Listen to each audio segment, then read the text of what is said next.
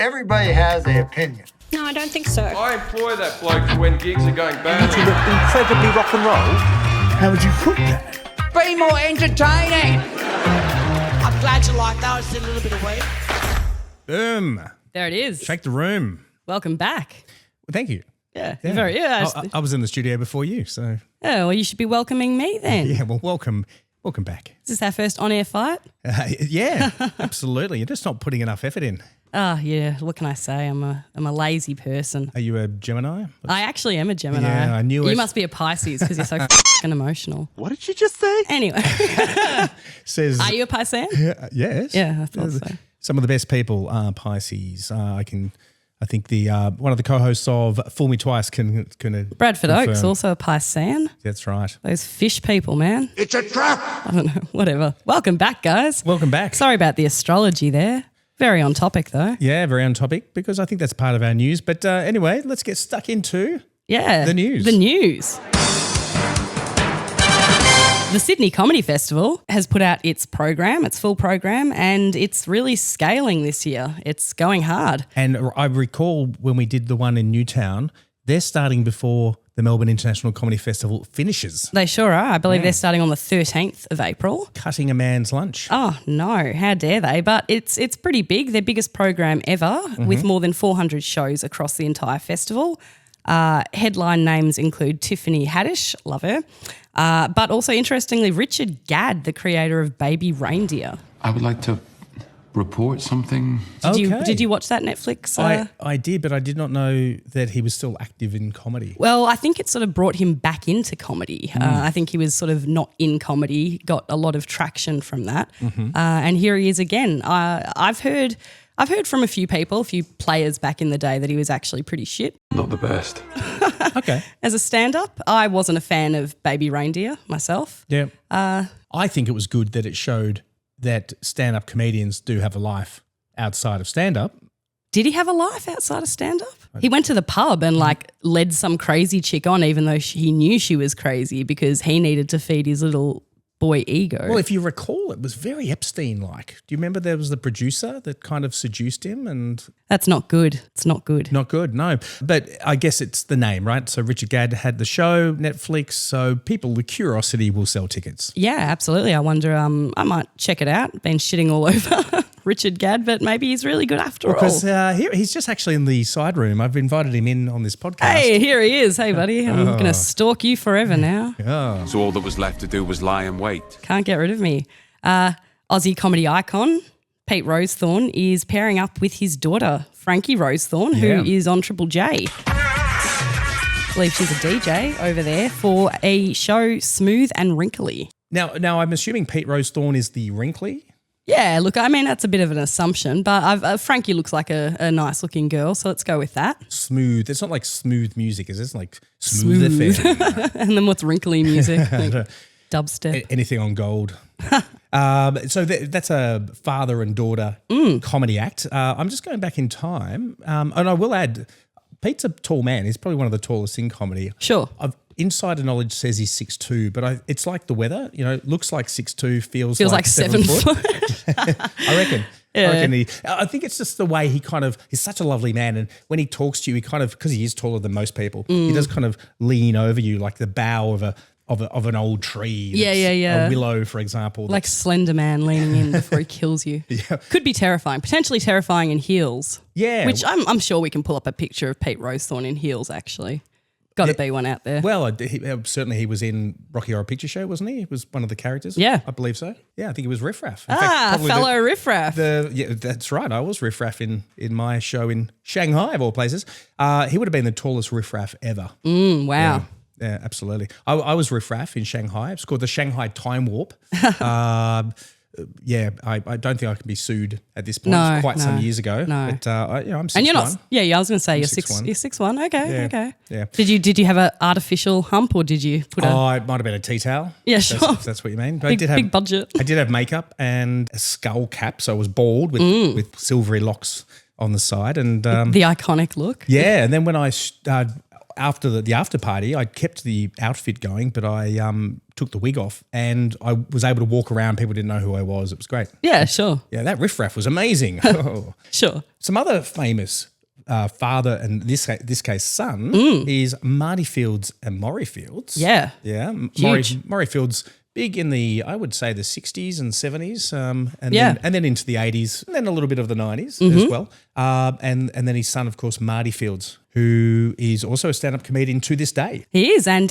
he's joining myself as I'm the returning alumna, not himself, at Hard Knock Knocks Comedy School this month, March's course. So that's right, the Hard Knock Knocks Comedy course at the Limerick Arms. We're at the Limerick South Arms. Melbourne. Yeah. There's one other double act, perhaps lesser known though. Doug Chappell's known, but his son Tyson, maybe an up and comer. He's great. I opened one of Jeremy Dooley's comedy festival shows a couple of years ago. We did opening weekend together, Tyson and I. Very funny. Not quite at first you think of him as a mini Doug Chappell, but he's definitely got his own vibe. But in terms of looks, he's the spit out of his dad's mouth. Right. There you go. So look, if you have any other father, son, father, daughter, daughter's mother, grandma, stepchild, I don't know. I think we covered all those combos. Yeah, let us know. It'd be interesting to know who's out there. Yeah, who we missed. Yeah. Absolutely. David Cross. The American. Yes, the American David Cross has a new special coming out, The End of the Beginning of the End, which is coming out on YouTube on the 7th of April. It's his 9th special. Have you watched any of David's specials? Look, again, he's slapstick. And I want you to know that I am not threatened. And I liked him in Arrested Development. He played the awkward, very camp Tobias. Yes. Also a green man, blue man. One episode, whose wife hated him. Yes. Yeah. Yes. Who was Portia de Rossi, I believe. Now married to Ellen DeGeneres. Yeah, well, I think we'll learn more about her in the next couple of months. Yeah, lucky she's not Anne Hesh, is all I can say there. Yeah, that's right. Sorry, that was someone knocking on the door to have me killed. Yeah. And tell us the end of the beginning of the end. The end of the beginning of the end. Bit of a mouthful, but I'll definitely watch it. I've watched all of his specials to date. Quite like his style. It kind of sounds like a good name for the Trump administration, doesn't it? Just the state of the world, really. Well, I think that's because of the Trump administration. Correct. Wrong. Absolutely. Don't disagree with you there. Yeah. Speaking of shit shows, Kyle and Jackie O. I feel like I don't want to ride this story too much. I think this is the 3rd week in a row now. Are we gloating because we're from Melbourne? Oh, a little bit. But, you know, it is an ongoing story and I'd be remiss not to cover it. And the latest is still messy. Kyle's spoken out saying that he wants the show back, he wants to get back on air, and he's denying that he breached any contract. It's not me that's the problem, it's you. And claiming that ARN have stopped him from contacting Jackie. Well, it just doesn't want to sell his $6 million property, right? Absolutely not. Meanwhile, Jackie has said that she didn't actually quit or resign. That's completely false. And she has not chosen to walk away. So at this stage, it really sounds to me like ARN have just found a reason to tie this up. Right. I don't know. Will they get back together because the enemy of my enemy is my friend? I mean, is ARN becoming the bad guy and then they bring them back together? Well, you know, if they really want to break into the Melbourne market, maybe they can come and check out a few podcasting studios in South Melbourne if they want to go independent. I think so. I think we could probably the Rubber Chicken podcasting studios will be available. That's it. Maybe it could be like a weird key party. You know, you can team up with Jackie and I'll go with Carl for a bit. I think I'm the winner there. Yeah. Actually, no, I don't want to do that at all. God damn. But you know someone who would? John Belushi. John Belushi. That was great. Bit of history. John Belushi died on the 5th of March in 1982 at the tender age of 33. Not at a key party, but I imagine Coke was involved. Oh, I'd say so. In his short career, he obviously became one of the defining faces of American comedy through Saturday Night Live, Animal House, and for me, of course, the Blues Brothers. Yeah, not just for you. I think it's a cult classic. Oh, for sure. Wait, you haven't heard? I thought I was the only one who was into the Blues Brothers. What are you talking about? That actually started as a Saturday Night Live sketch before being turned into the film. Yeah, right. Well, that's quite common, isn't it? Wayne's World is another example of a movie that's been converted from Saturday Night Live. Mm-hmm. Both characters, both actors are still alive. They didn't do Yes. a speedball like Belushi. No. Live too hard. The Brady Bunch. Yes, there's a story of a man called Brady. Hey, there it is. Brady Bunch aired its final episode on the 8th of March, 1974. So for those that don't know, the Brady Bunch was two families. The mother had 4 daughters and the father had 4 sons. Both murdered their partners. But The that old wasn't talked blended about. family. Yeah, that's right. No, it was probably above board. It was the 70s. And they all lived in one house and they had a single housekeeper by the name of Alice. Who looked a lot older than she was. I think she was about early 40s, the actress, but she just with her hair up and the maid outfit. Makeup and not everything, the sexy French maid one either. Bonjour, monsieur. No. Like the old sort of Although, you know what? I thought Alice was pretty hot. I mean, I was probably watching Brady Bunch when I was preteen and I was like, yeah, there's something about Alice. okay. Yeah, Matronly. Well, there was a little bit of incest going on in that whole family because I believe the one of the characters, the Greg, the oldest, played by Barry Williams, he started dating the mother, the actress that is. Damn. Yeah. Get it, Greg. Yeah. And now there was probably around about a 20-year gap between them too. Interesting about the Brady Bunch is it only ran for 5 seasons, but it was actually more successful on reruns. Right. It wasn't that popular in its first airing, but upon reruns, that's how people like myself, and it just kept being played, and now everybody knows the original Brady Bunch. And I guess because it was run between 69 and 74, and this is probably the pinnacle of the hippie age, right? Sure. 69 to 74. Yeah. And the music was probably very good back then, so we all kind of reminisce in those years. Yeah. Yeah. Douglas Adams. Author. Wrote The Hitchhiker's Guide. Hitchhiker's Guide to the Galaxy, the trilogy of 4. Yeah. He was born on the 11th of March, 1952. He also started the Hitchhiker's Guide to the Galaxy started as a BBC radio show, which I've heard and is fantastic. It's also narrated the books by Stephen Fry, also a very good listen. Fun fact for those of you out there, I actually got my second tattoo based on the Hitchhiker's Guide to the Galaxy. Is it a towel? It's not a towel, although I do have one of my favourite, most treasured items is a backpack, a little canvas backpack, and you unfold it and it turns into a towel and then you can just fold it back. It's amazing. So because I'm always prepared with a towel. 42 is obviously the answer of life, the universe and everything.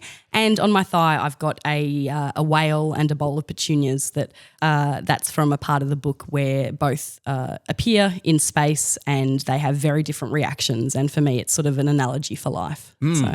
Was that where they've got the reactor in the spaceship has the improbability drive? Correct, yeah. So it's powered by maths, essentially. It's powered by improbability. So the more improbable, the more power, I guess, is the easiest way to... Yeah, and it's a great movie as well. For those who don't want to read the book or listen to the radio. Boo, thought the movie was shit. Oh, the movie was fantastic. The only good part of the movie was Alan Rickman as Marvin, the chronically depressed robot. But as a massive fan of the books, they could have done better.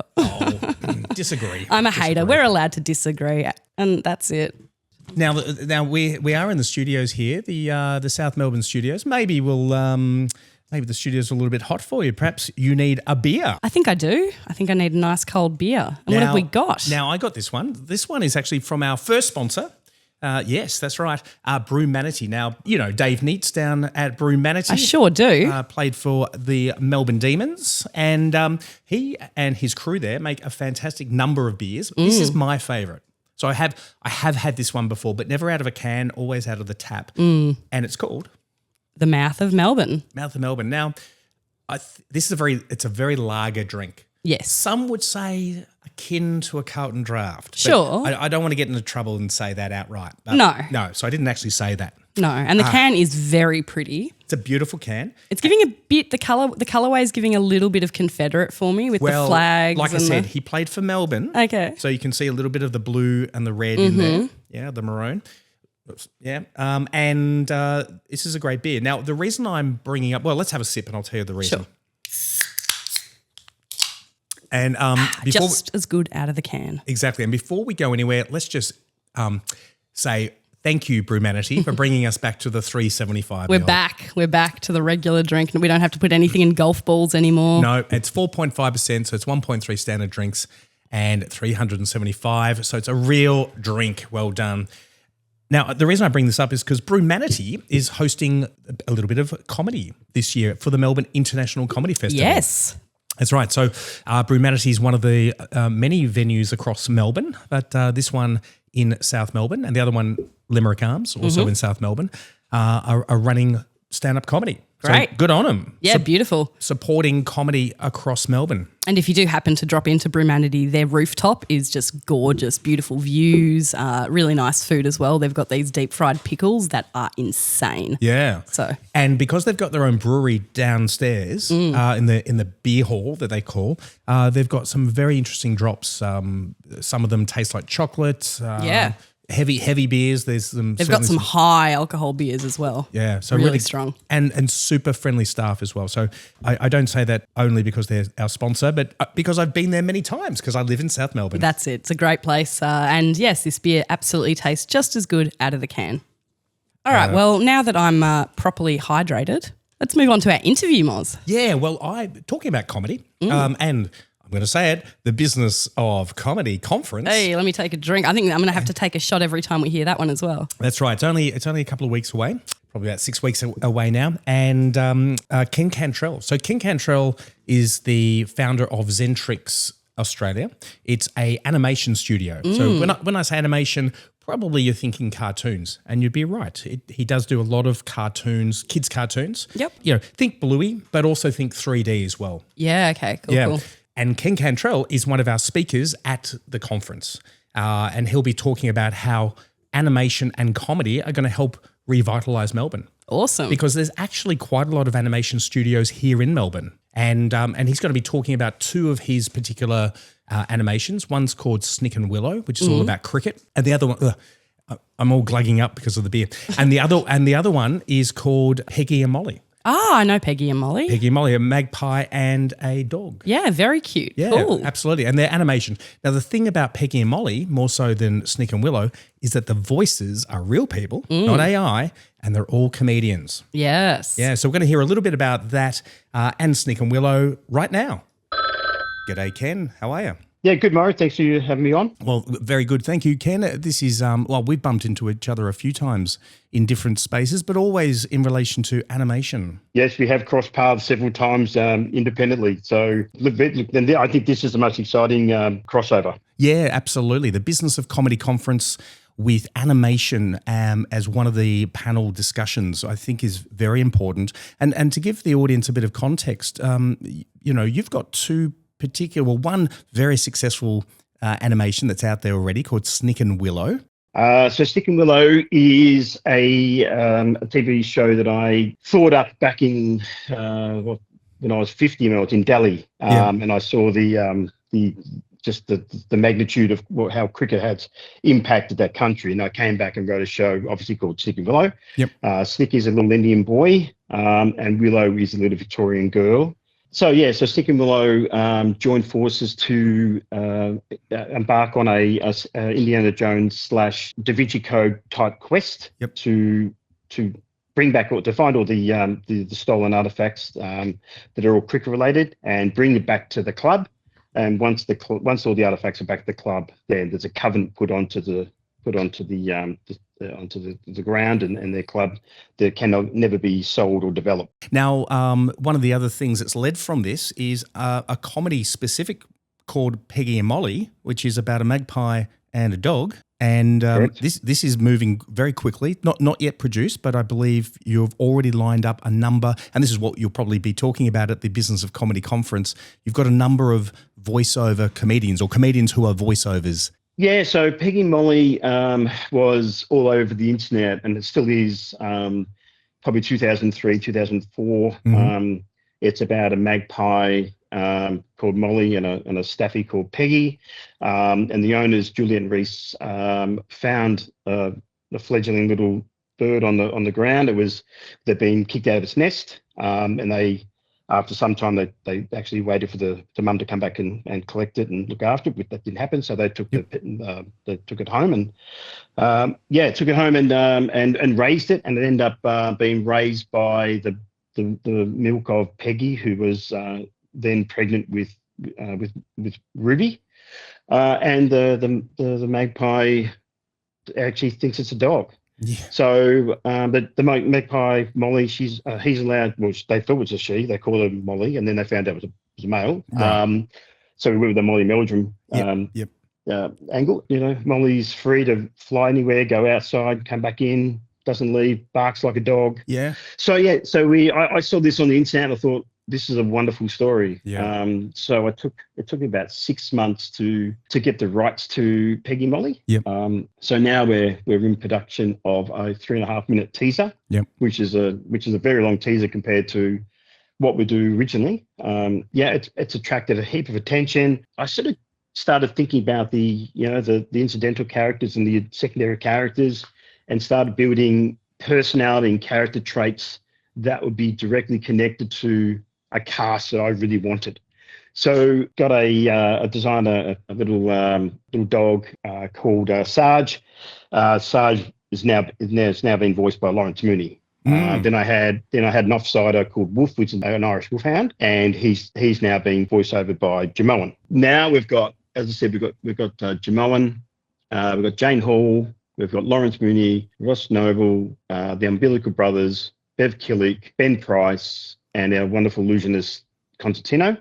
And we are in discussions now with Peter Hellier and Sam Taunton and Dave Thornton. Wow.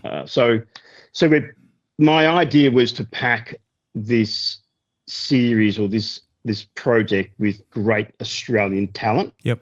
That was slightly left field of just a regular day actors. Yeah. So, well, and that's amazing.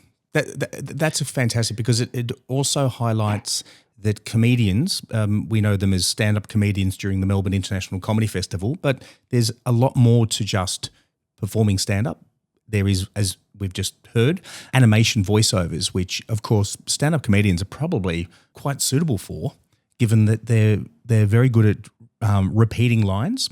Everything that comes out of a comedian's mouth is well rehearsed, and they're also good at owning that line, making sure that the audience believes everything they say, even though they may have said it thousands of times. This time it needs to sound as legitimate as it did the last 999 times. Exactly. And look, and I totally agree. And the thing that I like about a comedian is that they are so good at creative license. Yep. So, I might have a preconceived idea of what, to say, Wooly, the English sheepdog, what his personality is like. But then, if it's Ross that's playing him, Ross might go, I think that this would be a better way to portray his character. Yeah. So I've given all of them a degree of creative license for their character. Sure, I put Lawrence Mooney on a bit of a short leash, but he just thinks the project is an incredibly exciting project. Yep. It's feel good. It's a beautiful story. Well, we'll have to invite them to the Business of Comedy conference, and your session is on Friday the 17th, which is an afternoon session, 3:45 to 4:30 p.m. on the Friday.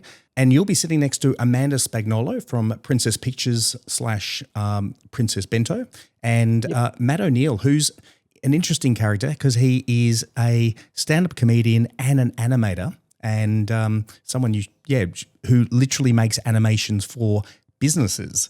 And I know that because he made an animation for a fish and chip restaurant in Holborn, London, that has now doubled its income from its YouTube and Instagram videos that they do.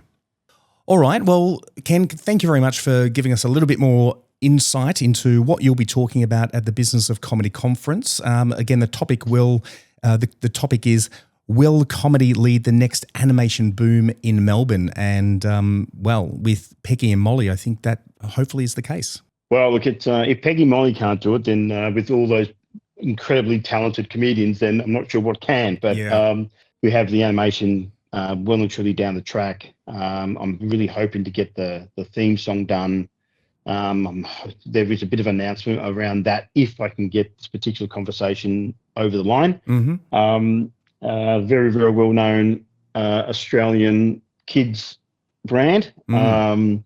So we'll just see how those discussions go, and then hopefully we're hoping this will be a wonderful Australian export. Another one. Great. Love it. All right, Ken. Well, thank you very much. Thanks, Morry, and we look forward to seeing you at the conference. Cheers. And that was your interview with Ken Cantrell. Yeah. Yeah, cool to hear Bev Killick mentioned, Killick, Jim Owen, and Lawrence Mooney, all voices in Peggy and Molly. Yeah, so cool. And Bev's actually going to be an MC for my show at the Comedy Festival, the Melbourne International Comedy Festival. Girls Just Want to Have Puns, which is on sale now, so people can check that out. At Crown Plaza. At Crown Plaza. Fantastic. All right, Morry. Yes. I don't know if you know this. I don't know if you know this, kids. Has it ever made you pause? The first alarm clock ever made could only go off at 4 a.m. And that was because that was the specific time that the inventor wanted to get up. Okay. So it was made by a bloke called Levi Hutchins in Concord, New Hampshire in 1787.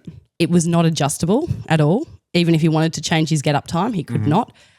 Then along came a Frenchie, Antoine Reindeer, in 1847, and he patented the first adjustable mechanical alarm clock.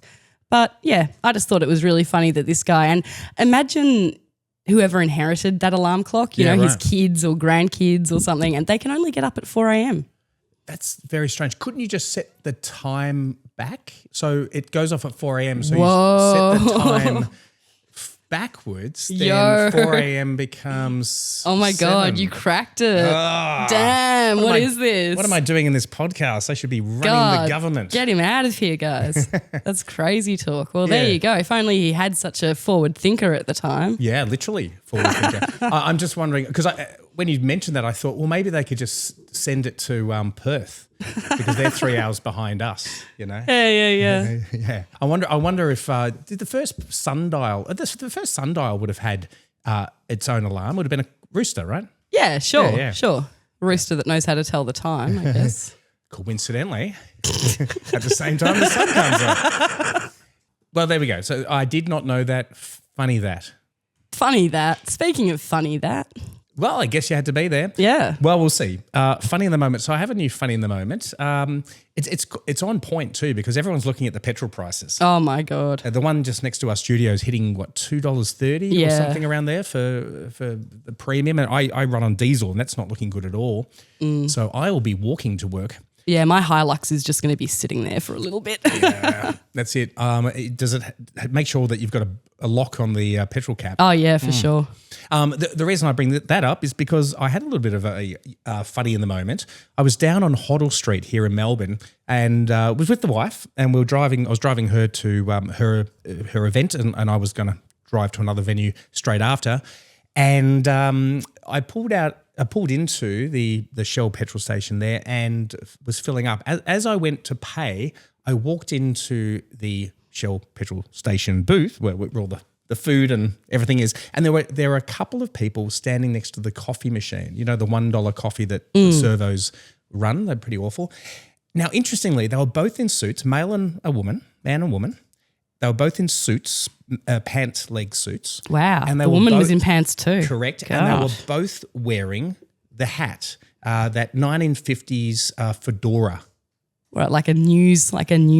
Well, it could have been news. I paid. As I walked out, the woman had made her way outside and was just standing near the door. I said to her, "Are you two detectives?" She said, so she kept it going. So maybe she's into improv. Yes, and she said, "Well spotted, and we're looking for someone that fits your description." Oh, damn. Straight back at me. And we had a bit of a laugh.